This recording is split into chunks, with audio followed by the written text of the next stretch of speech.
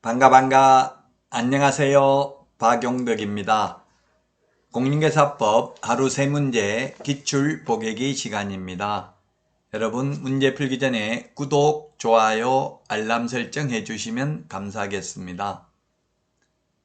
25회 36번 문제 보도록 하겠습니다. 분묘기지권에 관련된 내용입니다. 틀린 것은 했는데요.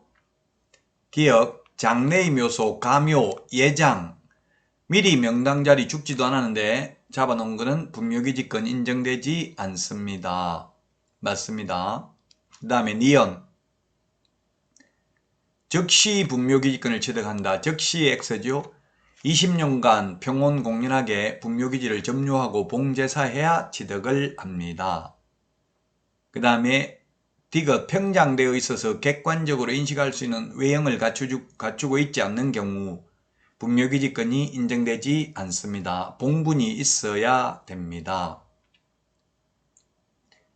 자, 그 다음에 리얼에 분묘기지권의 효력이 미치는 범위는 분묘기지 자체에 한정된다. X입니다. 분묘기지권은 분묘주의의 공지를 포함하는 지역에까지 미치며 그 구체적 범위는 개별적인 분묘를 보고 판단해야 됩니다. 따라서 봉분 뒤에 사성이 조성되어 있다 하더라도 사성까지 반드시 분묘기지권의 효력이 미치는 것은 아니다. 이 말은 미칠 수도 있고 안 미칠 수도 있다는 이야기입니다. 개별적인 분묘를 보고 사회 통념상 판단해야 됩니다. 2번이 정답이 되겠습니다. 니은에 보면 20년 지나야 분묘기지권이 생긴다는 이야기고요. 디귿은 봉문 주위의 공지를 포함한 지역까지 미치며 그 구체적 범위는 개별적인 분묘를 보고 판단하여야 합니다. 다음은 25회 37번 문제가 되겠습니다. 부동산 실권리자 명의 등기에 관한 법률인데요. 조금 전에 그 분묘기지권에서 지금 2021년 4월 달에 바뀐 판례가 분묘기지권을 시효 취득하는 경우에도 지료를 청구한 때에는 이제 지료를 지급해야 됩니다. 분묘기지권이 성립한 때로부터 묘를 설치한 때로부터 지료를 지급하는 게 아니라 청구한 때로부터 이제 지료를 지급해야 됩니다. 청구한 때에는. 그리고 이 부동산 실권리자 명의 등기에 관한 법률도 판례가 바뀌었죠. 이제 2자간, 소위 양자간 맹신탁이든 3자간 등기 맹신탁이든 계약 맹신탁, 소위 위명 맹신탁이든 모두 수탁자가 수탁부동산을 처분해도 횡령죄의 죄책이 성립하지 않는 것으로 판례가 다 변경되었습니다. 자, 그러면 1번 보도록 하겠습니다. 위법한 명신탁의 약정에 따라 수탁자 명의로 등기를 한 명신탁자는 5년 이하의 징역 또는 2억 원 이하의 벌금에 처한다.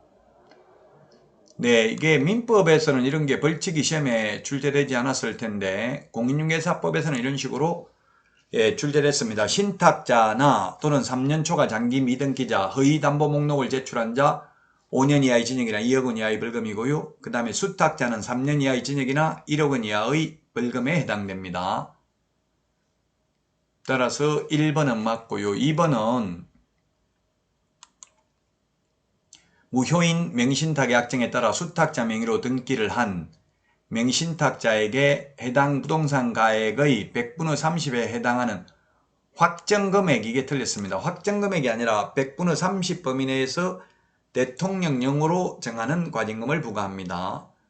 금액, 위반한 기간에 따라 차등 부과를 하고 있습니다. 그 차등 구체적으로 얼마 차이 나는지는 암기할 필요 없겠죠. 3번 위법한 명의신탁의 약정이라 하더라도 신탁자라도 이미 실명등기를 하였을 경우 과징금을 부과하지 않는다 했는데 무조건 부과합니다. 실명등기 해도 100분의 30 범위 내에서 부과합니다. 명신탁자, 즉 5년 이하의 징역이나 2억 원 이하의 벌금에 해당되는 명신탁자, 3년 초과 장기 미등기자, 허위담보 목록을 제출한 자는 과징금 부과 대상입니다. 명의수탁자는 과징금 부과 대상 아니죠?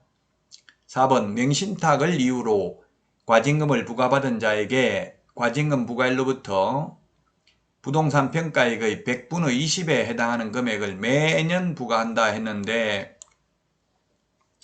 1차 이행강제금은 과징금 부과일로부터 1년 안에 실명 등기 안 하면 100분의 10, 즉 과징금 부과일로부터 2년, 즉 1차 이행강제금 부과일로부터 1년이 지나면 2차 이행강제금 20%만 부과하고 끝입니다.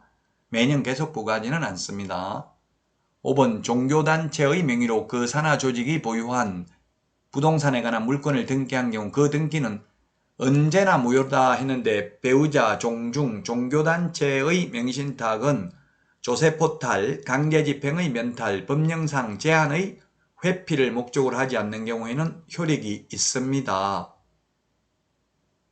언제나 무효이다 X죠.